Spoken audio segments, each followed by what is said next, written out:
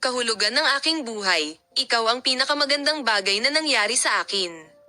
Maaari mo akong iligtas mula sa kadiliman at wilt ng buhay at gawing makulay ako sa kagalakan. Ang iyong puso ay napakalaki at malinis na ang lahat ng mga madilim na ulap kasama mo ay lumakad palayo at saan man mahal ko ang ebomkes. Mayroong kahit saan na parang isang nakangiting larawan, ang aking magandang hitsura. Kahit na nakikita mo akong napasasaya sa akin na mahal kita na ang aking pag-ibig ay walang salita, walang tula, walang kanta na sapat upang sabihin ito.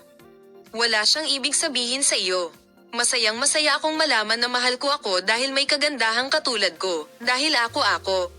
Masayang masaya ako na makilala ka, lahat ng mga hakbang na ginawa ko, napakasaya kong dalhin ka sa aking buhay nang walang pag-aalangan.